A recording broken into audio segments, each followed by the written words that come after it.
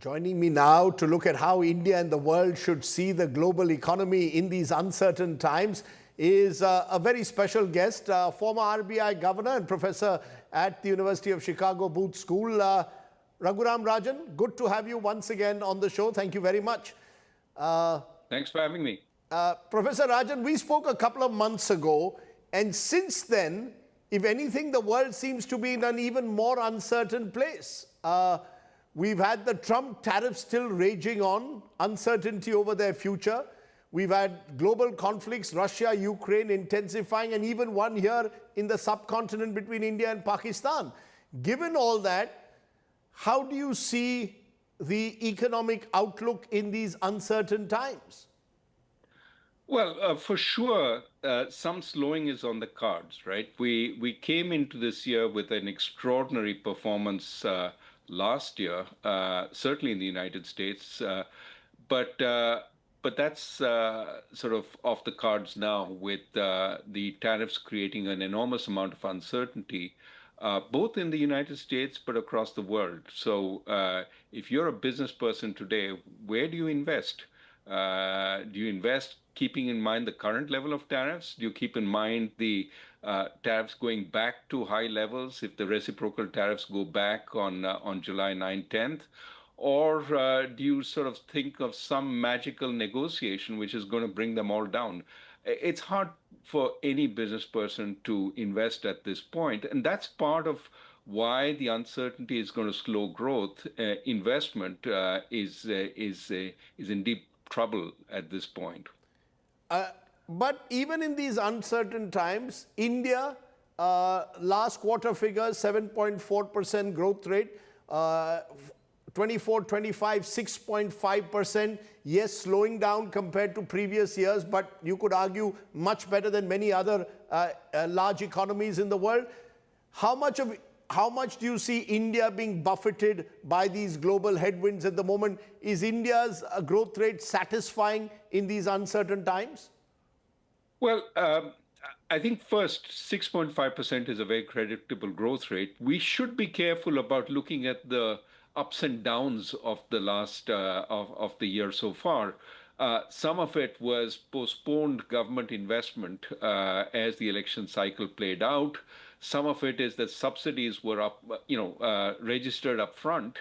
And so you had a few quarters of really low growth and then a few quarters of really high growth. So these are just statistical artifacts. The number to focus on is the 6.5. And of course, one of the bright lights in recent weeks is that the monsoon looks like it's going to be a strong one, which is going to enhance agricultural growth. One of the big concerns in India is that consumption has been driven by the upper middle class so far. And the lower middle class, the agriculturists, the rural areas, they're starting to show up in the consumption numbers, even while the upper middle class is flagging. So there may be a handoff in consumption. That's a positive because, of course, it also reduces inequality if the people who are worse off consume more. So broadly speaking, good, but we need more. I've been saying this, shouting from the rooftops forever so long. If we want to become a Viksit Desh by 2047, we need more like 8.5%, 9% growth because we are a relatively poor nation. And so that growth is what we should be aspiring for. This, I've said, could be India's moment, but we have to seize it. You know, you're saying India's moment because the headlines here just a couple of days ago was the IMF projecting India's nominal GDP to cross that of Japan, become the third largest economy, fourth largest economy in the world, on its way to overtaking Japan. And yet, per capita income well below that of Japan and many other countries in the world. Do you believe that therefore, in your view, rather than look at that number, are we crossing Japan? When are we becoming the third largest economy next? The focus should be, what are we doing to reduce income inequality? What are we going to do to lift per capita income? And as you're saying now, 8.5% needs to be the target. Am I correct? That's right. I mean, let's not minimize the fact that we are crossing these countries.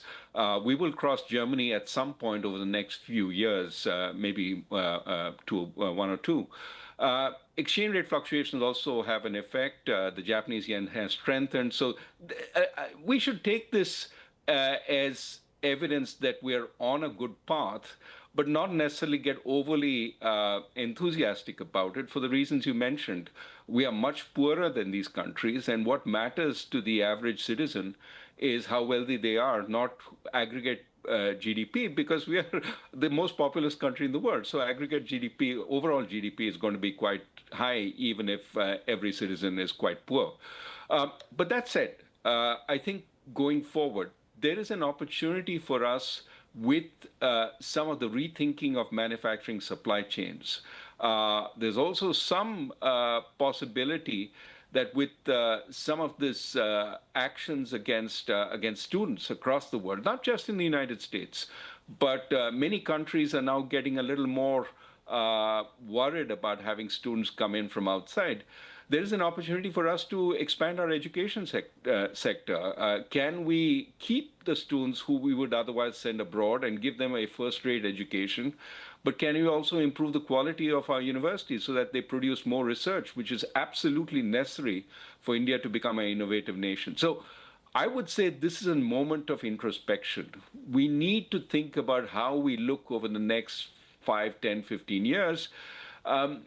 Certainly the manufacturing-led growth path is coming under some kind of cloud with all this protectionism. That's something we have talked about in our recent book, Breaking the Mold.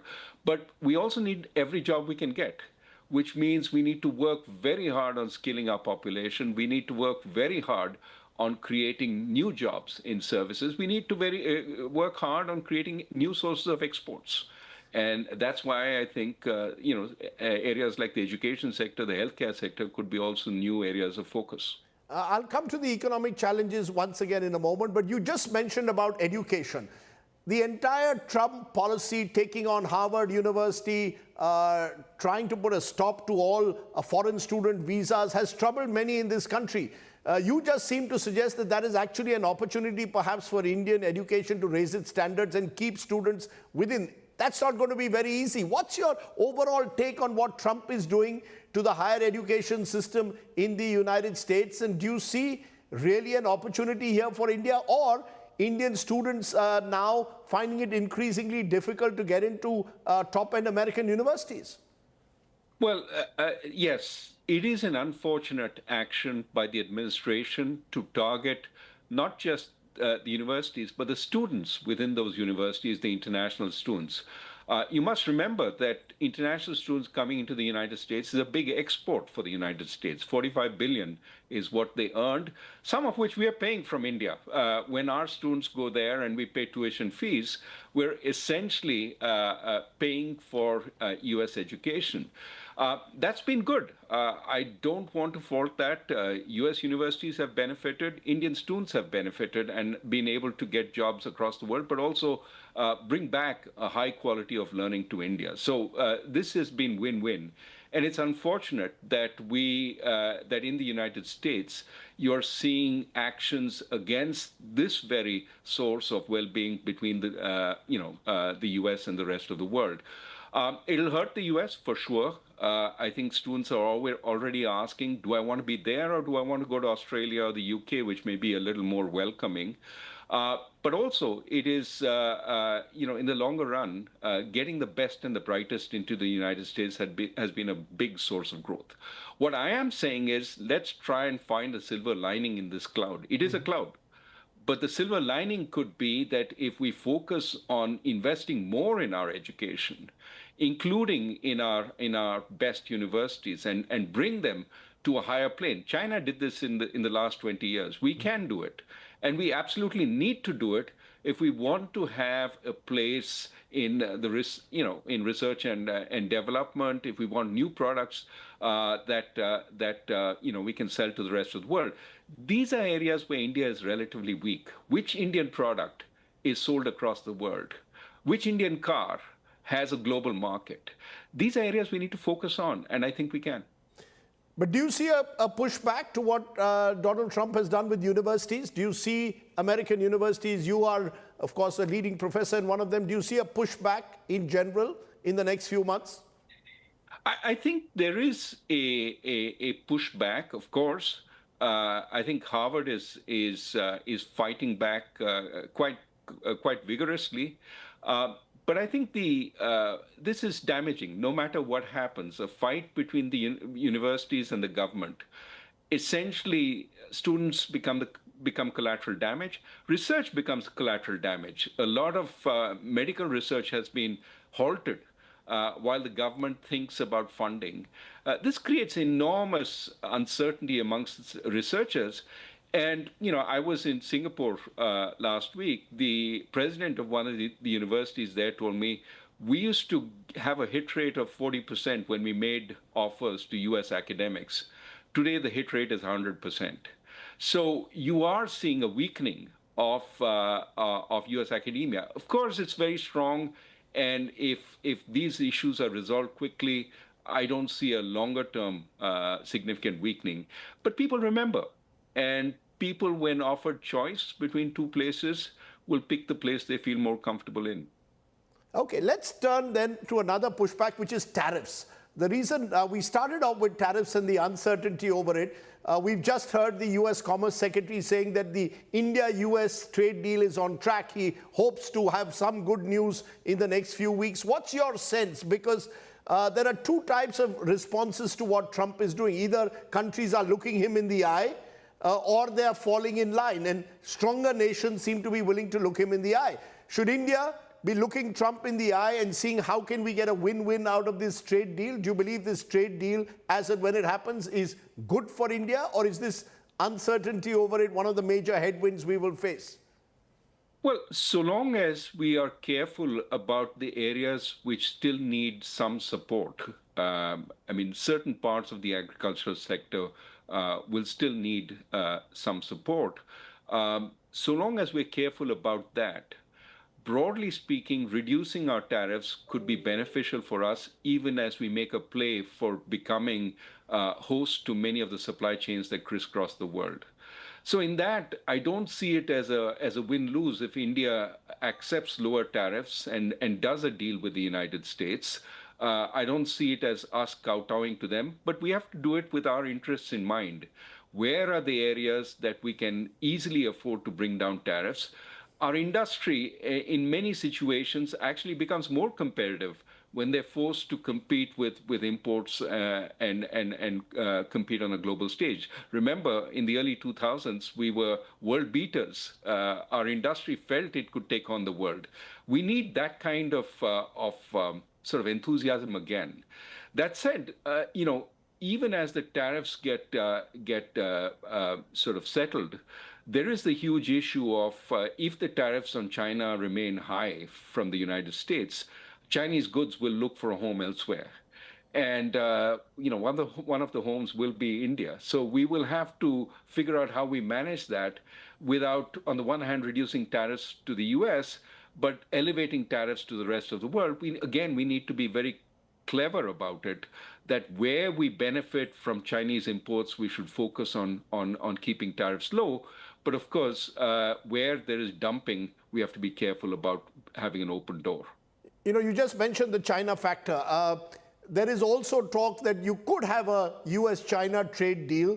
There are those who are now using the word, Professor Rajan, taco. Trump always chickens out. Do you believe that he is bargaining hard with the Chinese? And is that also something we should be looking at very carefully from our perspective? As you said, the fear that if tariffs remain high with China, there could be dumping of goods in this country. Is China the X factor when I look at global headwinds over the next few months?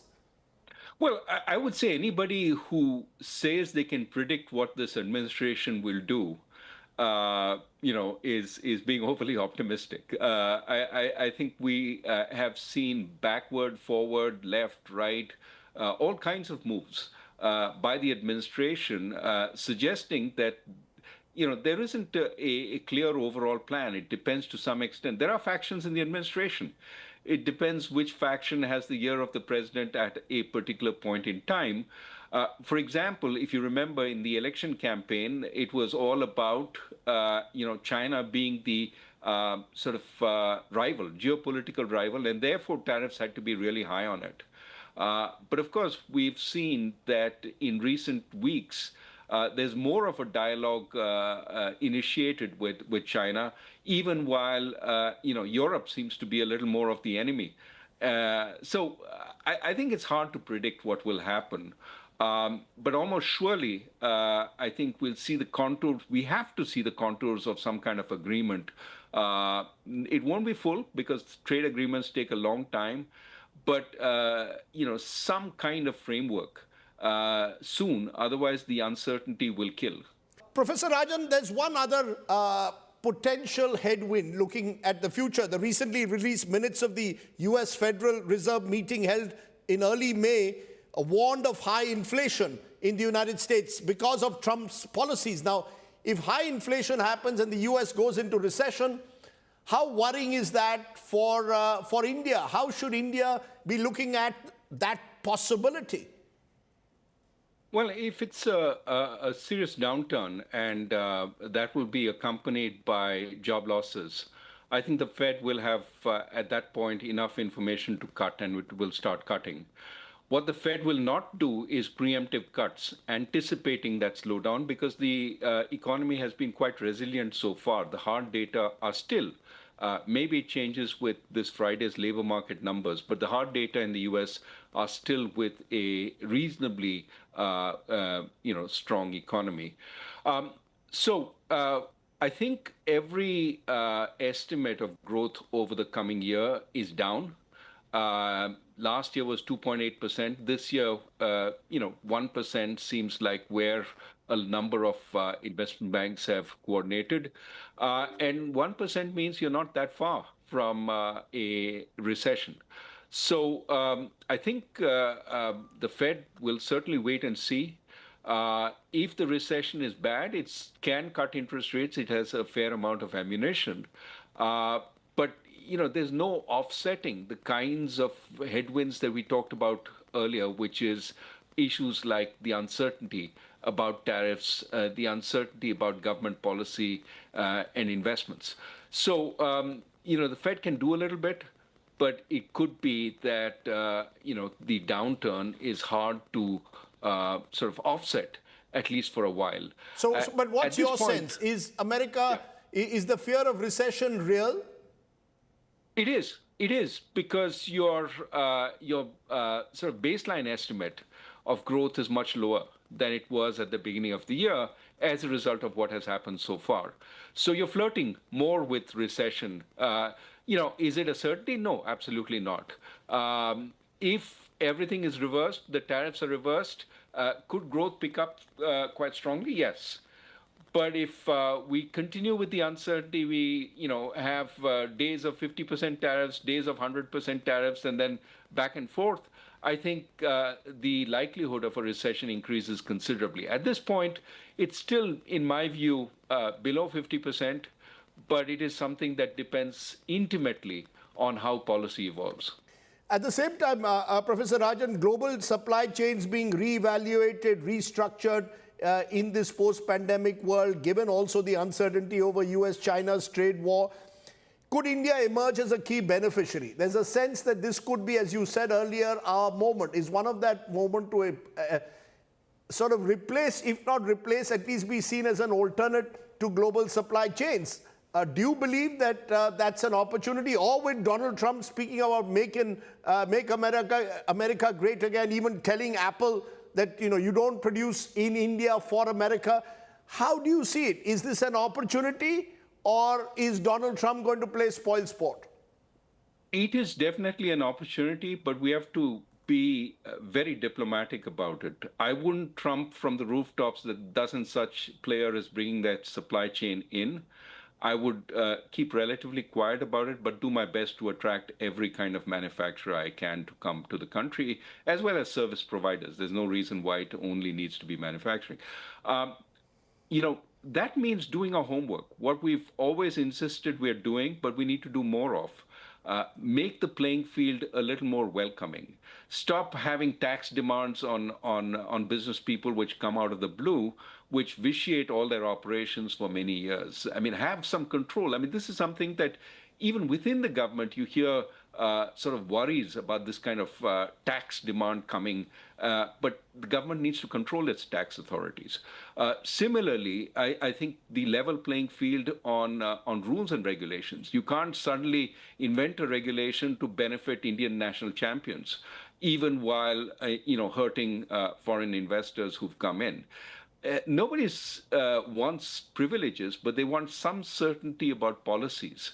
And if we can give them that at this point and rein in some of the undue demands we have, I think we could certainly, attract more. Of course, we also need to do homework for our domestic firms.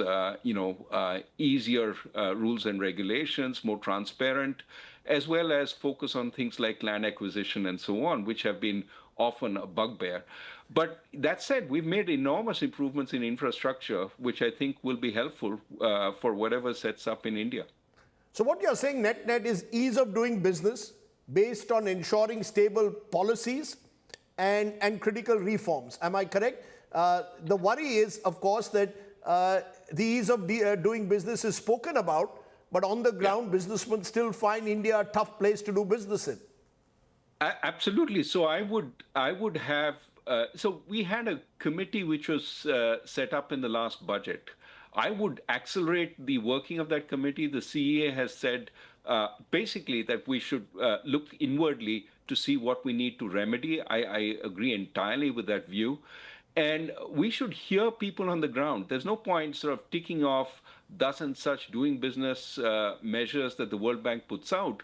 We need to ask business people on the ground, have things improved, and utilize information technology to the maximum extent possible, both to facilitate the compliance with rules, but also to pick out rogue bureaucrats who are, holding up business. We need to do that effectively if we are going to make a difference.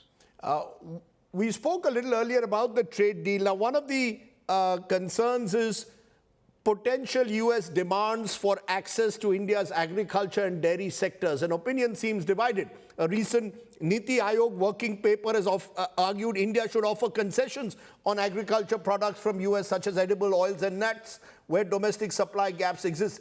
Do you believe that, because that has often been the big hurdle to ensuring trade deals with different parts of the world? We've just done one with the United Kingdom. Do you believe it's time to open up agriculture as well? Should there be a full-blown trade deal with the United States, or do we go step by step? We should introspect and open up judiciously. I don't think agriculture should be completely off bounds. There are places where our farmers, agriculturalists, our horticulturalists are competitive with the rest of the world, or with a little bit of extra investment could be competitive. I think that should be seen as an opportunity, and to the extent that we can, do deals where they open up also, even as we open up, it may benefit both countries. But that requires looking at each and every sector with a close eye and not going in with, even the word that you use, concession. It may not necessarily be a concession. It could be win-win if we get access to some of their markets for our agriculturists. We need to take them into confidence. We need to persuade, but it doesn't need to be that every time we reduce an agricultural tariff, that's a loss for India. We started this chat, Professor Rajan, by saying that India, at the moment, among large economies, doing relatively better. But as you said, for the future, that's just not good enough. We need to grow at 8.5%. Do you believe the key, therefore, lies in stimulating private consumption and indeed some element of manufacturing, which really hasn't kept up with other sectors of the economy? And where would you start? So if today you were told, Dr. Rajan, how do we move from 6.5 to 8.5, given the uncertain global climate in the next couple of years, what would you say? Or should we just wait and see what happens over the next 12 months, given the uncertainties across the world? No, my worry is we're both complacent at the business level and complacent at the governance level. That somehow we've eased into this, oh, we're growing so well, we've just overtaken Japan, etc., we're doing fine. We're not. This is the time of our maximum population dividend. And if we're not creating jobs, we're not employing people, we're not growing at 2%. Decades, we're underperforming. And so we need to shed this complacency, which means that, look, be pragmatic. Don't go with ideological blinkers, manufacturing is the only way or services is the only way.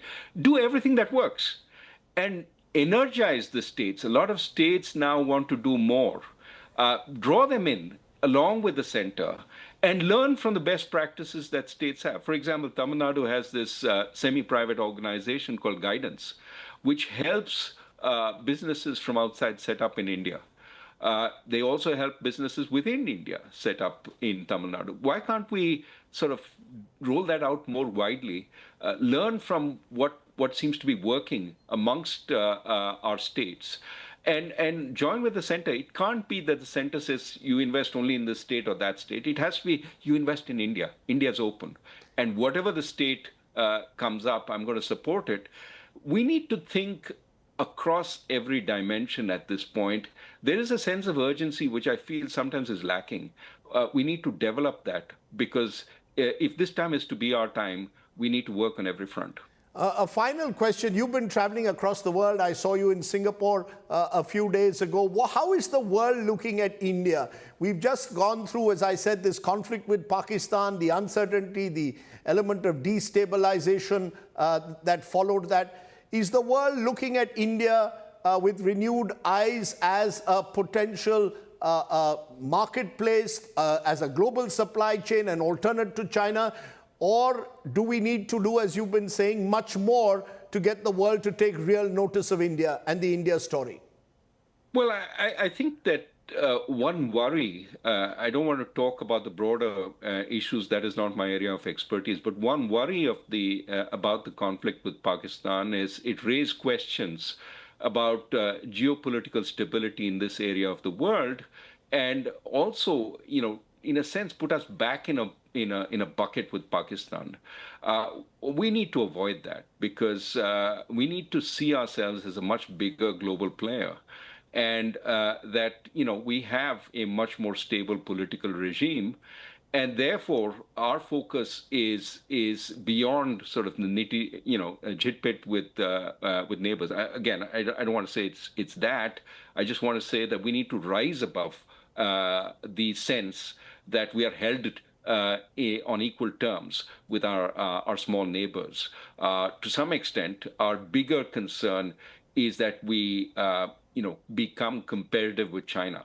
And rather than put Pakistan as the sort of as being clubbed with Pakistan, better to be India-China. And then we have a elevated sort of position in people's minds. But net the world looking at India with optimism, even in these troubled, difficult, uncertain times? I think people are looking for places to invest. And I think that there are many things which are going right for India, including a large domestic market. I do think that, there are areas we need to work on. For example, if we want to improve the quality of our universities, we also need to focus on freedom of speech within the universities. That's something that is putting people off in the US. We should, ensure that it puts people off India. So I think there's work to do. But I do think that we have a chance, and it is for us to lose it. Let's put all the effort we can. Okay. Professor Rajan, as always, it's a pleasure talking to you. You've given us a really broad overview of the opportunities and challenges that lie ahead for India and indeed economies across the world. As always, a pleasure talking to you. Thank you so much for giving us the time. Most welcome.